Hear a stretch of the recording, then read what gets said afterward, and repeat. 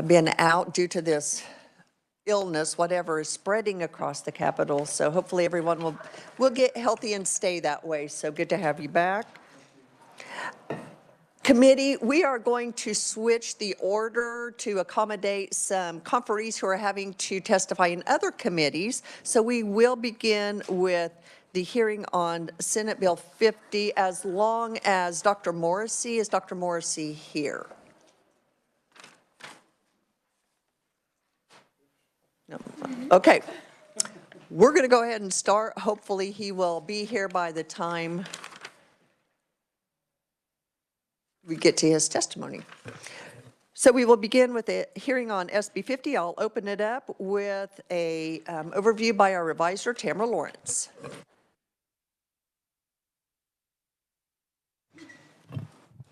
Thank you, Madam Chair, and good afternoon, committee. You should have access to a memorandum from the revisor's office on this bill. So Senate Bill 50 would establish uniform repayment terms and conditions for service scholarships administered by the Kansas Board of Regents. There are 11 of those scholarships, and on the revisor memo, you can see a list of those starting at the top of page 2.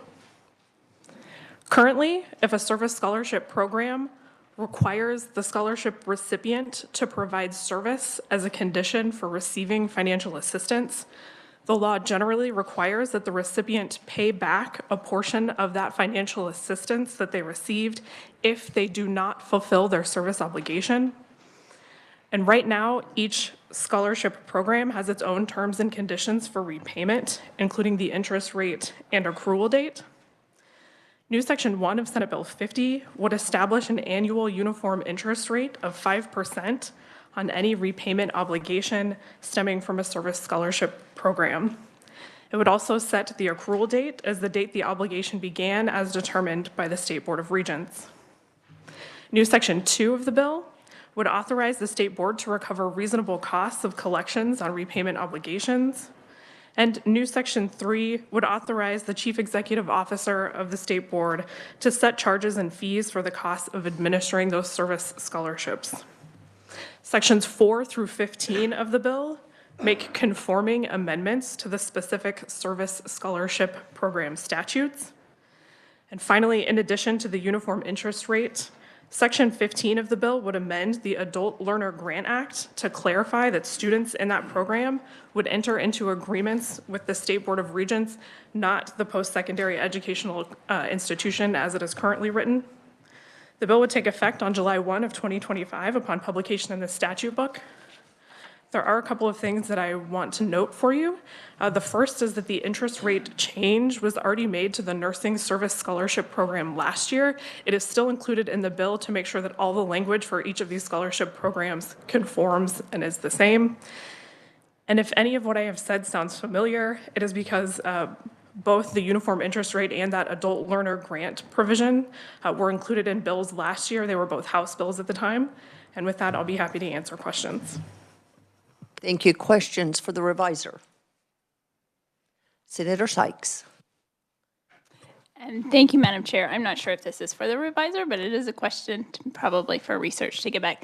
Do we know how many students are getting these scholarships and how many are having to repay? I figured you would know that, Tamara. Yes. I will defer that to either the representative from the State Board of Regents or our Legislative Research Department. Mr. Willis, do you have that? No. Do we have a representative from the Board of Regents who would have that information? I thought so. Please introduce yourself for the record.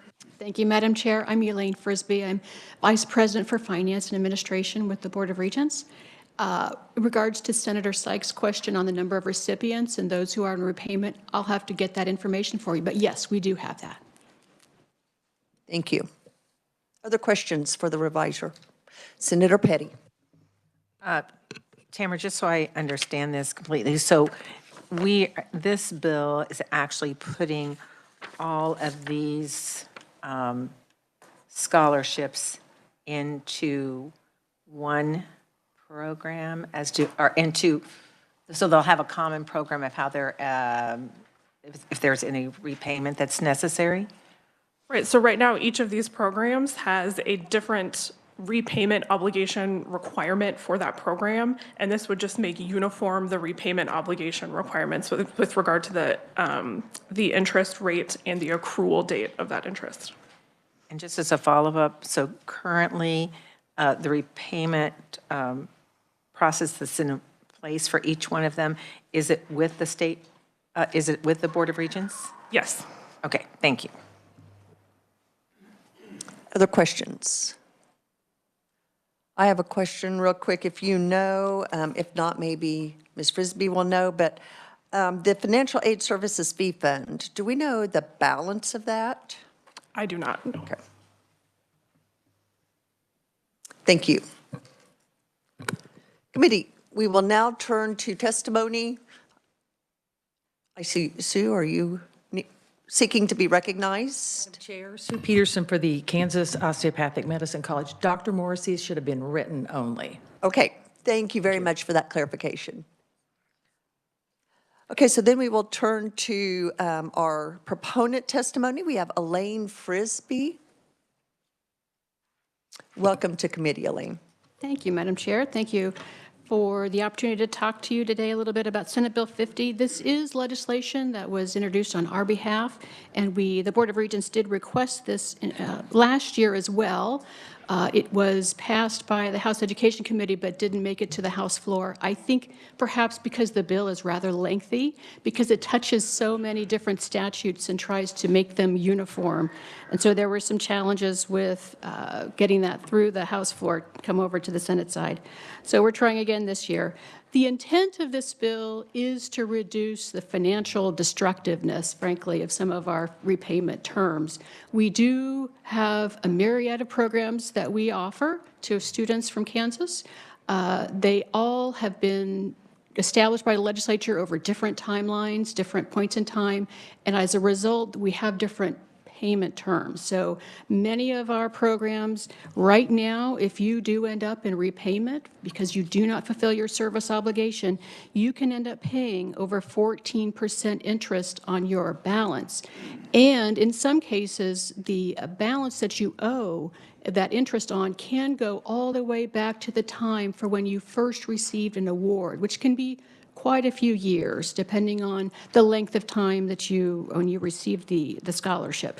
So we would like to just basically simplify and unify how this feature of our service scholarships is applied to all of our programs, make it simpler for the students to understand what they are signing up for when they sign a service agreement, and still impose a service, an interest rate on the service amount so that you still get the results of what your intention, which is to get people to fulfill their obligation and do their service in an underserved area of the state, or in a field that where we need more teachers, nurses, and so forth. So I'm not going to elaborate a whole lot more. Madam Chair, you had a question on the balance of our Financial Aid Services Fee Fund. That fee fund is used where we use outside services from vendors to track students who are in repayment. We have 2 contracts for that, and so we pass those fees on to the students, so it's sort of a pass-through trailing account for that, and I'll need to find out how much is sitting in that fund for you. Thank you, appreciate that. Happy to answer any other questions. I would also add there is just one technical correction to the Adult Learner Grant Act. Revisor Lawrence mentioned the language that was originally adopted 2 years ago referenced agreements with the institutions that the students sign, and in fact, we do that for the schools, not the institutions. So it's the Kansas Board of Regents rather than the individual institutions? Yes. Okay. Questions? Senator Starnes. Thank you, Madam Chair. My question, and I don't know exactly when the repayment of these starts, because as I understood it, some of these repayments start while they're still in school. Is that correct? Madam Chair, if I may, the repayment should not take effect until they exit service, unless the program requires that they finish the program. So there are different nuances. So if you start and you sign a promissory note that you will finish your program, go on and graduate and do your service, there can be some repayment requirements, but that would be because you have failed to live up to what you signed on for in the promissory note. Okay. Okay, and maybe I'm thinking of a different program or different scholarship type of scenario, but it just didn't seem to make sense that they would already be, before they're even out of school, then start in and interest already on that debt while they're still in school, so, okay. Other questions? Senator Sykes. Thank you. So are all of these scholarships kind of the promissory, is the service that they have to do after completion, are those all in alignment as well? Madam Chair, those do vary. So for example, the Promise Act scholarship, generally it's a shorter term program. It's not a full 4-year university degree. So the length of service you fulfill there is 2 years. But we have other programs that have a longer term of service. It just varies according to each program. So it's tailored to fit each service. Committee, other questions? Seeing none, thank you so much for being here and for your testimony. Committee, there is no other testimony on this bill, so we will close the hearing on SB 50 and turn our attention to Senate Bill 44. We will open that hearing, expanding the post-secondary educational institutions eligible to participate in the Kansas Promise Scholarship Program, with an overview by our reviser, Tamara Lawrence.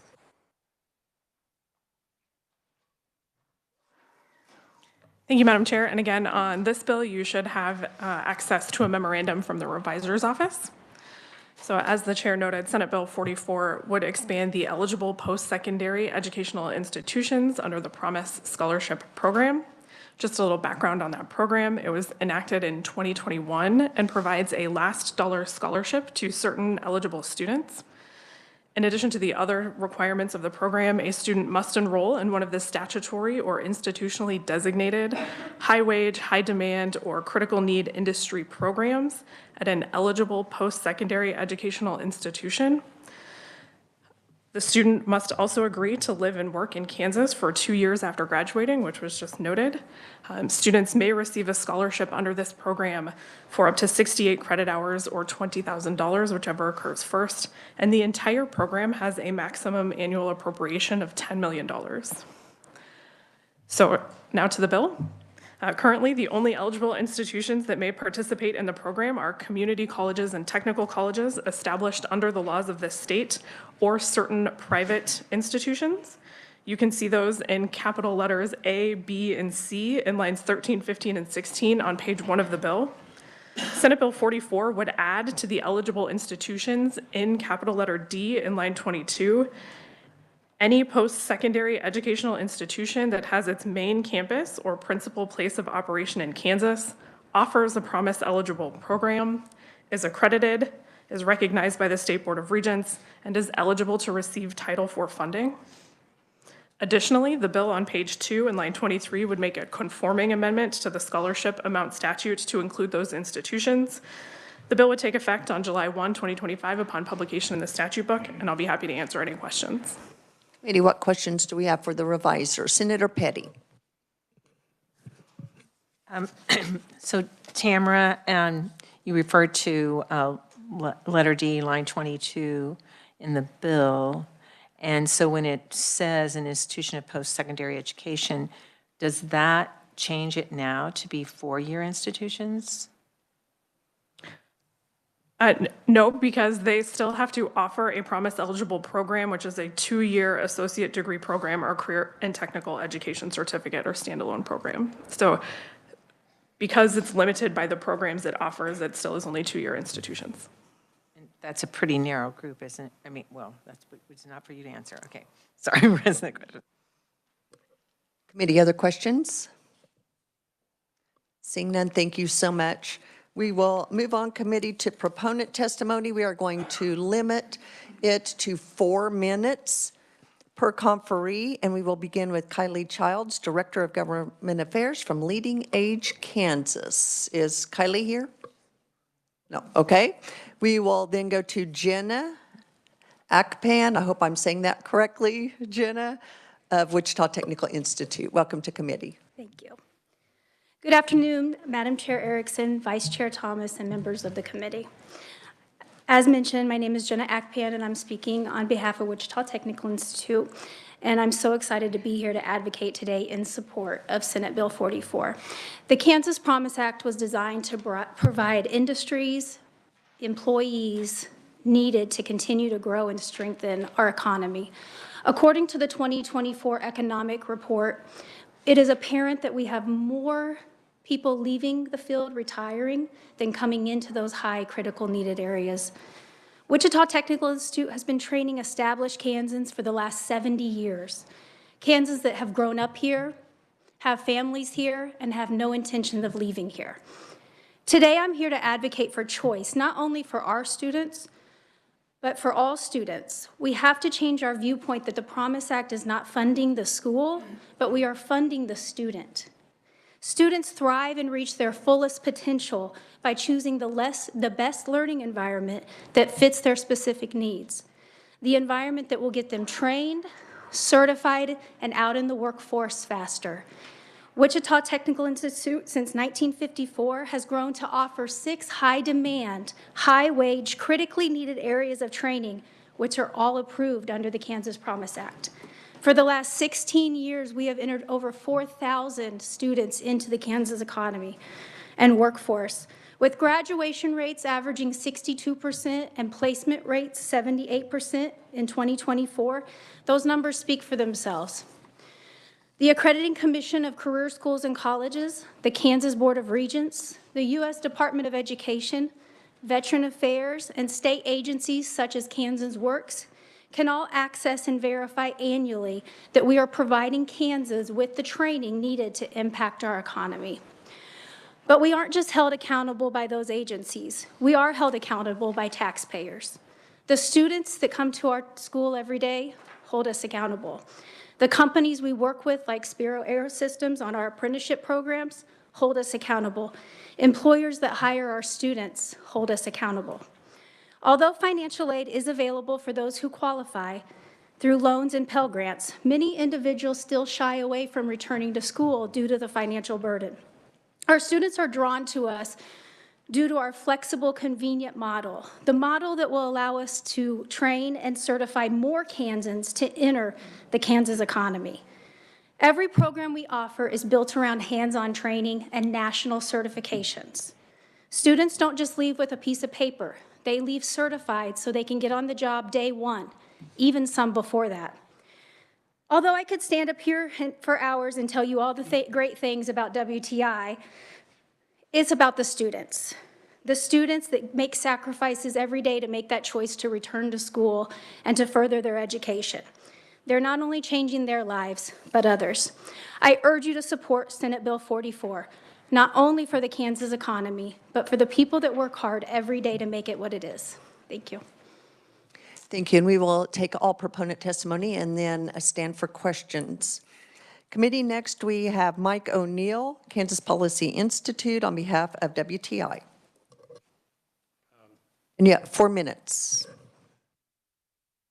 Kansas Policy Institute. Oh, okay. I do It represent. says on behalf of. Does it My really? apologies. Okay. No, I do represent WTI, and Jenna's done a fabulous job of explaining it. I was actually going to be her opening act and hand off to her as quickly as I could, so because she has all the information. What I really want to bring to the committee's attention is after we did our drafting, it came to our attention that the Promise Scholarship Act really does need to have the cap increased in order for it to really work for those who are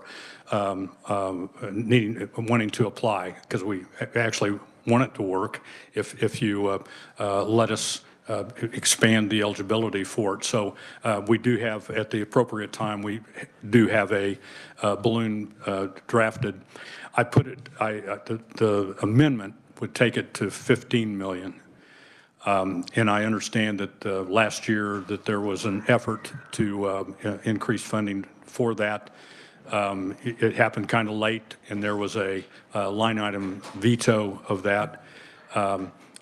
We took that line item veto to heart because part of it was, well, you're just naming certain institutions. And so the way that we crafted this bill, or had the bill crafted, is to just set out the parameters. If anybody who wants to fit within those parameters and can fit within those parameters, that would be the appropriate way to do it, send it through the process. But in order to make it work, I think you need to increase the cap on the Promise Act. And with that, I'd be happy to stand for questions and let others continue to talk about the importance of the bill. Thank you. Committee, we do have one other proponent, Jason Watkins. Jason? Thank you, Madam Chair. Apparently, I didn't make the list somehow, so appreciate you allowing me to testify. I'll also be very quick. We support what's in the bill. Our testimony, if you would have received it, would have echoed what former Speaker O'Neill just said, which is we hit the cap last year on the Promise Act, and so it does need to be increased. We want to throw one other thing out for your consideration. The Promise Act, you have to be a resident of Kansas. Now, this is going to sound a little extreme, so brace yourselves. You have to be a resident of Kansas in order to participate or benefit from the Promise Act. A handful of years ago, we came before this legislature with a thing called the Aviation Jobs Tax Credit. And as originally written, it said you could only participate in the Aviation Jobs Tax Credit if you graduated from a Kansas educational institution. When the aviation industry saw what and how we'd actually written it, they said, you've got that completely wrong. We need workers. We need to attract people to Kansas. We have a lot of great programs. What we don't have is enough bodies. We need more people. And so we changed the Aviation Jobs Tax Credit. So if you came into the state, you were eligible, and it's working. Our aviation manufacturers will tell you we have kind of turned the tide on losing folks to Oklahoma, North Carolina, those states. We're attracting people with that credit. That was the point of it. We're part of a program called Level Up Kansas. Level Up Kansas helps people connect with Pell Grants, the Promise Act, et cetera. Because of its wide advertising across the state, we hear often from people in Colorado, Missouri, and Oklahoma who want to take advantage of the Promise Act, and they're willing to move to Kansas to do it. They can't. They're not eligible. So we might suggest that in addition to taking the Promise Act to $15 million, that you also consider putting something in place so that out-of-state folks, if they're willing to come to Kansas and they're willing to sign a promise that they will stay here after they've completed their education and work in Kansas for a minimum of 2 years, then they would be eligible for the Promise Act. If they don't keep that promise, they'd have to pay it back. So with that, be happy to stand for questions, Madam Chair, and thank you for allowing me to testify. Thank you very much. We do have one more proponent. It is Charles Friedrichs with Heartland Welding. I hope I pronounced your name correctly, sir. Welcome to committee. You have 4 minutes. And members of the committee, I'm very grateful to be here. Excited to share a little bit about our program. I'm Charles Friedrichs, owner and managing director of Heartland Welding Academy. We're located in Andover, Kansas. I'd like to take a minute and thank our friends at Wichita Technical Institute for working with and including us in bringing this bill forward.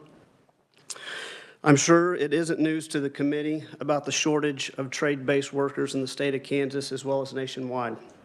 This demand also is coming at a time when the perception of blue-collar jobs is changing for the better.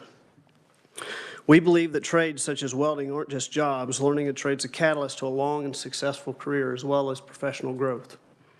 This is the mission of Heartland Welding Academy, to meet the needs of the industrial space by going beyond teaching the fundamentals of the trade. Our teaching strategy at Heartland is a two-part system. First, to instill welding fundamentals and the work ethic that is expected, but also to promote growth beyond the welding hood. HWA is licensed by the Kansas Board of Regents, an eligible workforce development trainer here in the state of Kansas, as well as able and approved to accept VA educational benefits. Perhaps our biggest accomplishment to date, though, is being nationally accredited by the Council of Occupational Education. Accreditation was always the goal for us. Accreditation sets you apart and makes you credible as an institution. It also allows schools to partner with the U.S. Department of Education and process and accept federal aid on behalf of the student. I can expand later on the importance of accreditation when it comes to the post-secondary education system. HWA has done everything in the educational space to establish credibility, no different than any public, not-for-profit college, university, or tech school in the state. In fact, privatized for-profit schools like HWA and WTI are actually held to a higher standard in some ways, such as 90-10 and gainful employment, meaning no more than 90% of your tuition funds can come from federal sources. Also, the student's debt-to-income ratio has to be commensurate with the educational outcome of the student. When speaking to potential students, there's always one question: what sets us apart? HWA is a work-like environment. We have a welder, a student in the welding booth 5 to 6 hours a day, 5 days a week, and we start welding on day one. As opposed to more traditional education, where students might solely be in a classroom for the first 3 to 9 months, and when they finally do reach the welding lab, it's only 2 to 5 hours a week fundamentally. We are also the only pipe welding school in the state of Kansas. The benefit to our students is they figure out in just a few weeks if this is what they really want to do. The benefit to the employer is our graduates understand what the work environment is expecting. Let me give you an example. There are programs in our state right now that have fully air-conditioned weld labs that they're training people to go to work in. That's not the expectation of the industry. Over the last 6 years, we've proven our methods to be successful. Graduation rates at 85% or higher. Also, our placement rates are 85% or higher in the field of study. The Kansas Promise Act scholarship is for our type of student. HWA students are predominantly from Kansas, and they want to stay in Kansas. To say that because they're choosing to go to a for-profit school, to say that they're choosing to go to a for-profit school, they don't deserve this funding, is not only hurting the student, it's also hurting the Kansas economy. To put this in, neighboring states recognize the value of privatized. I'm sorry your time is up, but I appreciate you being here and testifying. Thank you. Yes. Committee, just be aware that we received a large volume of testimony, and we are getting that uploaded as quickly as possible. My apologies. We will have that up as soon as we can. Charles Friedrichs. You bet. Committee, what questions do we have for the proponents? Senator Petty. Thank you, Madam Chair. So this is a question for Jenna. Jenna, thank you for being here, but could you tell me your title? I'm the Corporate Director of Admissions. Okay, thank you. You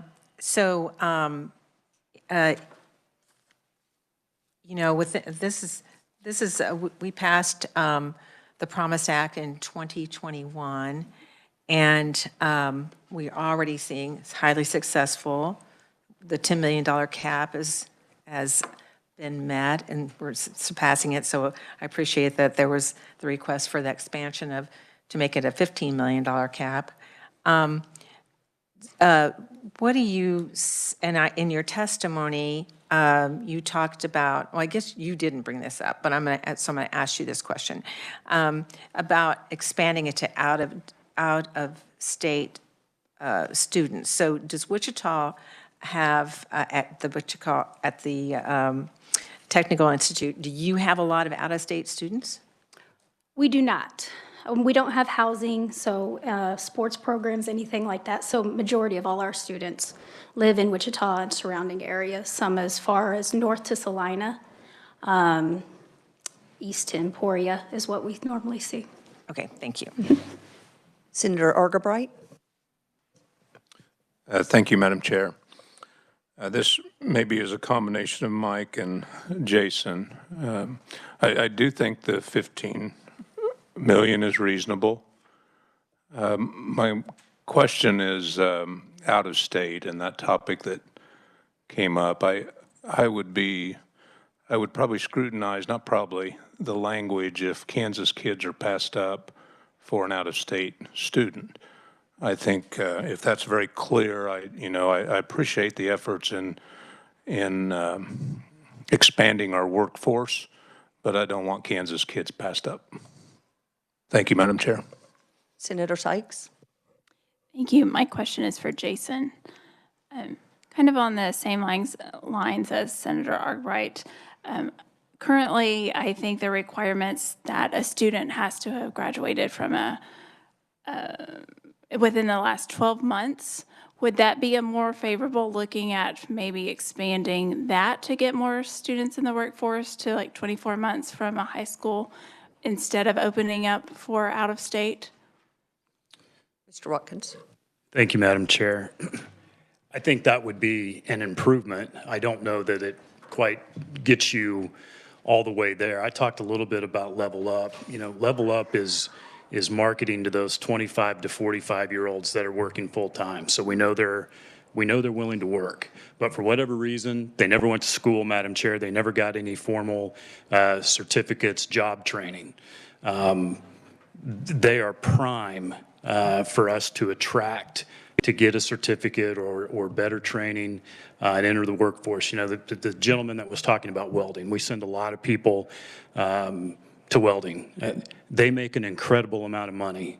It's life-changing, but we still need more workers. And so what you're suggesting, I think, would help. But again, a lot of the folks that we're trying to attract are not just right out of high school. Again, it's the 25 to 45-year-olds. And however tightly you think we could make that language, to Senator Arkwright's point, we'd certainly be supportive of that, and would not want to see those positions going to folks from out of state over Kansas students. But I think we have a lot of educational slots. If we increase the Promise Act, I think the money would be there. Follow up? Thank you. I appreciate the conversation. And when you're specifically talking about that 25 to 45 year, because I do think there is a need for trying to make sure that we're reaching out and figuring out the best education role for that. Promise Scholarship was specifically looking at trying to make those students who maybe didn't see going to college or community college as trying to get them kind of in that pipeline for work. So I appreciate that looking at 24, 45. I just know originally our intent on the Promise Scholarship was trying to engage those students right out of high school who maybe didn't see an avenue for that education. But appreciate it. Thank you. Final question, Senator Gossage. Thank you, Madam Chair. Thank you for being here. This question's for you. Here's what I don't understand. If the industry says we need more workers, and we know these programs exist, and if people went and studied and passed these programs, they could come to work. Why doesn't the industry offer the scholarship? Well, I think some do, but not all of them. I mean, in the Wichita area where I come from, and I'm here today on behalf of the Wichita Chamber, I think there are some employers that could afford to do that, and some of them do. Maybe some of them don't.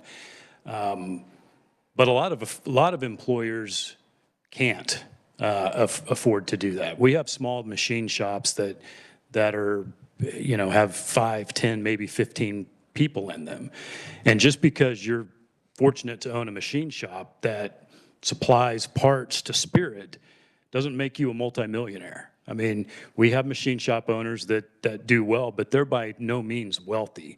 So I think it's a matter of resources. They're just not there for a lot of these employers. Thank you, Madam Chair. Thank you. We are going to move on at this time in order so we can be on the floor on time to neutral testimony. We have Elaine Frisbee. Welcome back on Bill number 2 today, Elaine. Thank you, Madam Chair. Thank you, members of the committee.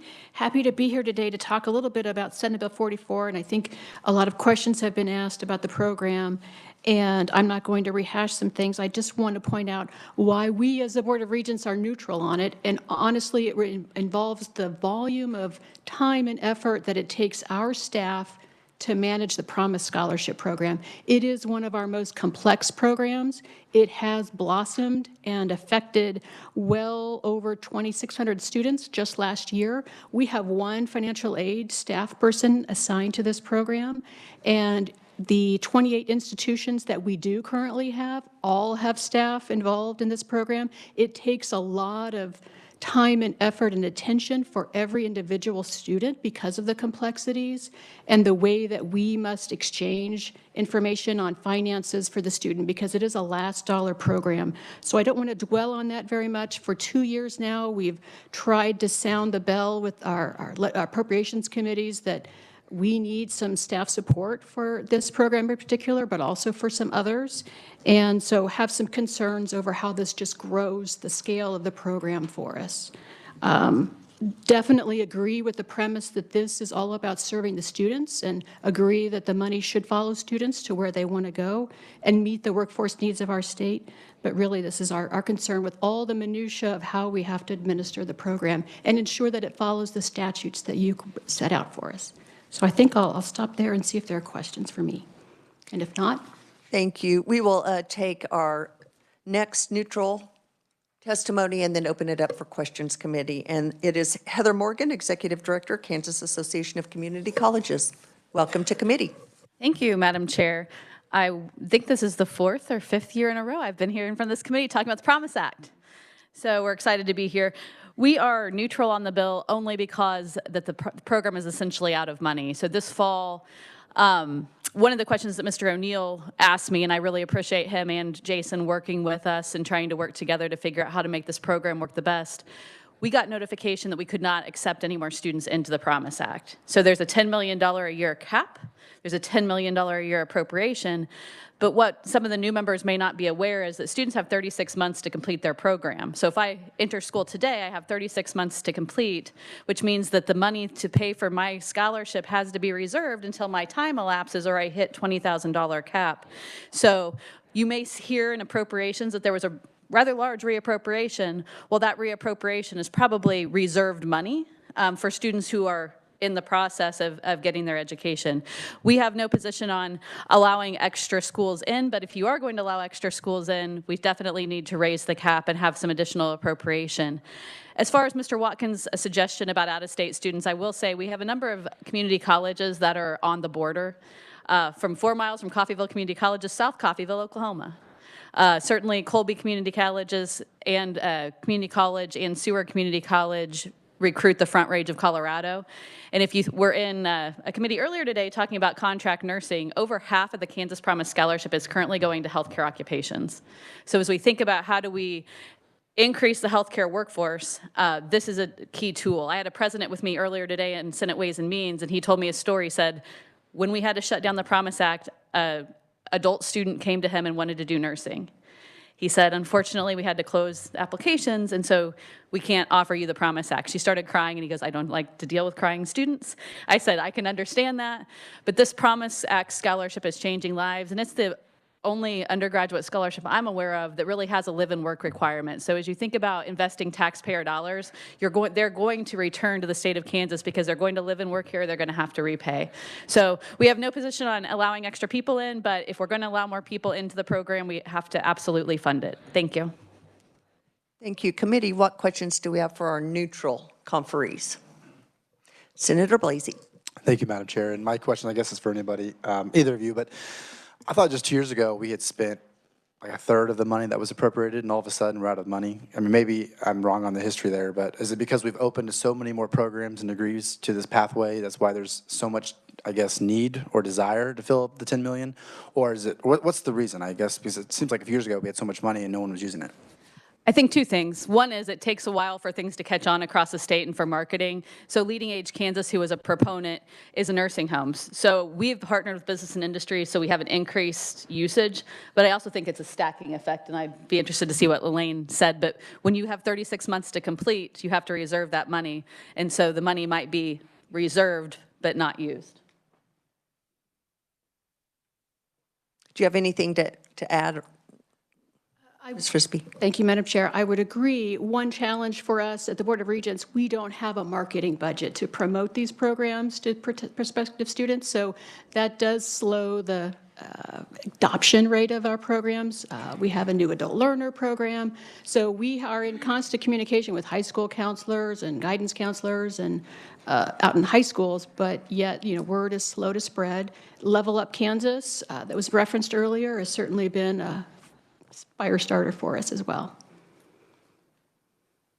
Thank you. Final question, Senator Petty.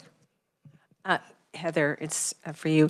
So I appreciate the testimony that you provided, Heather, and the table showing how that's being used at the community colleges and the private colleges as well.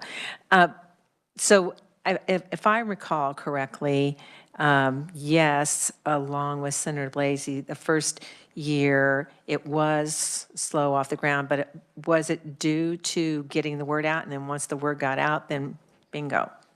I think that it was a somewhat marketing. This is a complex program. I had to review the statute because I don't know if Tamara has PTSD, but I'm like, did we change that? We've changed this so much. The marketing of it and helping students understand it sort of became an issue. And I think now that it's sort of become commonplace, my phone number is on our website. You would be shocked at the number of students that just randomly call me and talk about the Promise Act. It is becoming a way for students who think that they don't have a way to go to college in our most in-demand field. So I think it just really is a marketing campaign. And Level Up Kansas, which Jason referenced, we are getting people who thought college was out of reach for them back into the college system, but most importantly, out of the college system and into the workforce.